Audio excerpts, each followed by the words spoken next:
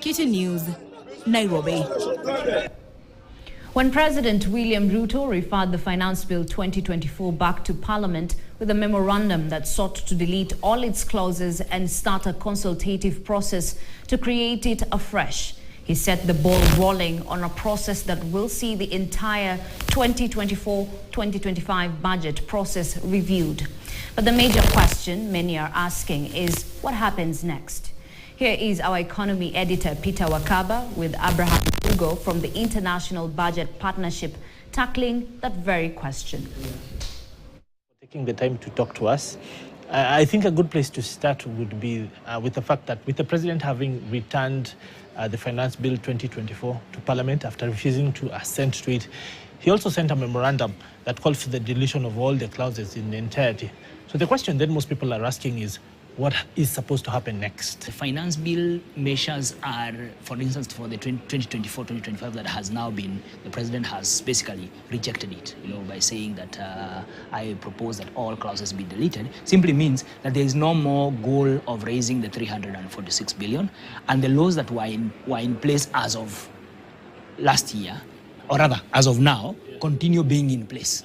Yeah. So to that extent, there is no lacuna in the sense of that there will be no law.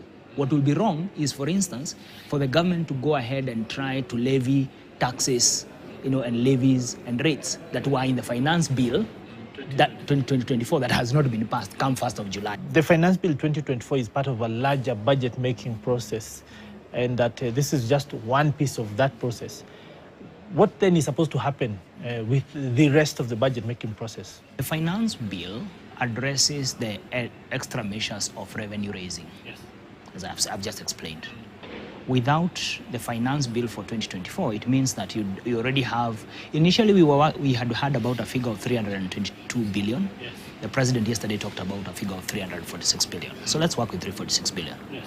It simply means that the budget that you had targeted, the 3.9 trillion that, yes, you had targeted, you are now already in a hole of an extra 346 billion. Yes. If you add that to the initial deficit of about 570, you now have a give and take about 900 billion. To avoid a legal crisis, yes, as of 1st of July, which is next week on Monday, yes, it would be then that the appropriation bill, then the president assigns the appropriation bill as is, but immediately the National Treasury sends to Parliament a supplementary budget, yes, which basically seeks to to amend the Appropriation Act and reduce not only by 346 billion, yes, but by a bigger figure. Finance Bill 2024 was just one part of the entire budget-making process. What then needs to happen to the rest of the budget-making process so that we can say that this entire process is being relooked and being relooked holistically? What the president shared yesterday was very brief, as expected. He's the head of state. What I'm expecting from the National Treasury is a complete list of what the austerity actually entails.